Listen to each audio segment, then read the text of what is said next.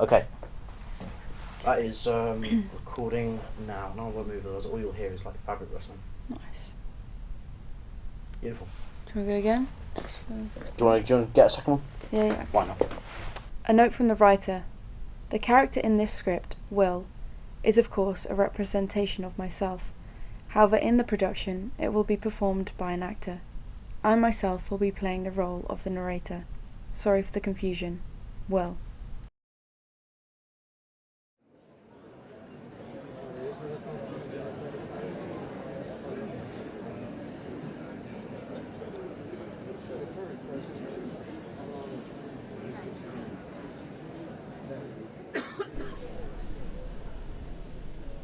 Ladies and gentlemen in the audience tonight, welcome. Tonight's show contains graphic descriptions of injury and specifically scenes of surgery. If this will have an effect on your viewing experience, I ask you to consider whether or not our film is for you. But, for those of you who remain, I'm confident in saying we have a wonderful show in store for you tonight. Let us begin our story now.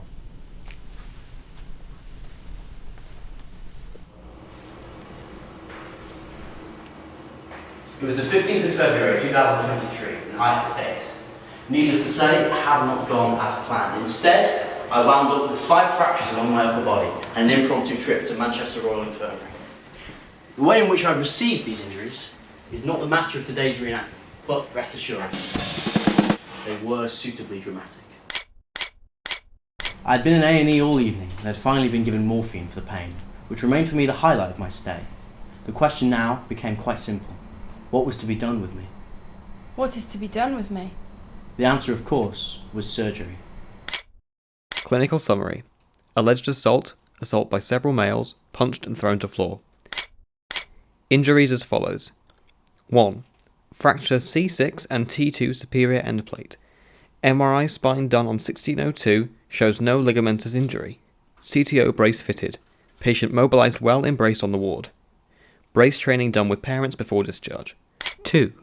Comminuted and impacted left humeral neck fracture. Underwent open reduction and internal fixation on 1802. Managed postoperatively with broad arm sling. 3. Undisplaced fracture of right scapula, involving the supraspinatus fossa and glenoid. Managed conservatively with broad sling. 4. Left olecranon fracture. Underwent open reduction and internal fixation as above. Follow up as above.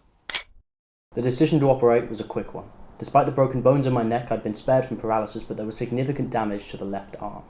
My anesthesiologist was particularly curious. So, what happened to you? I told him, Well, that was stupid of you. and then they put me to sleep.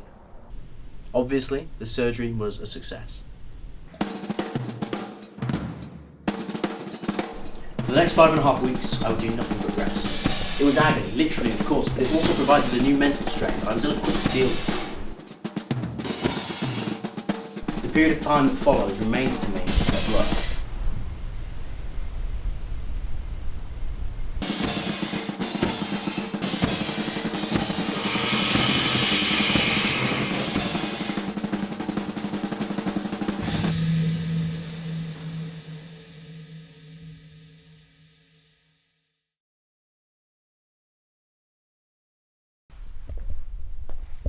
After my time in recovery, I walked out of hospital unaided with my family.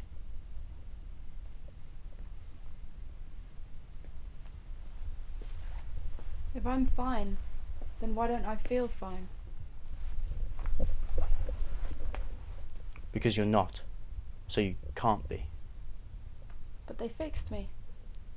But they didn't heal you. So what do I do? I think I'm still figuring that out. What did you do? I wrote it all down. Did it help? I don't know yet.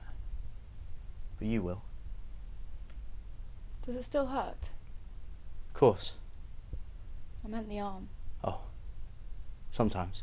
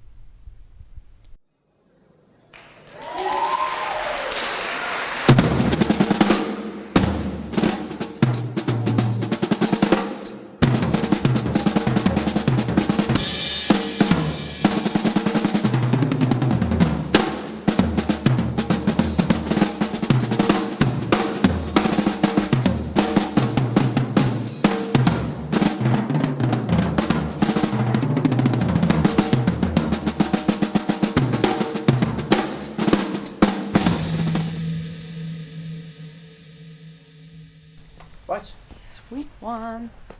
Well, I think that is everything. Thank you very much.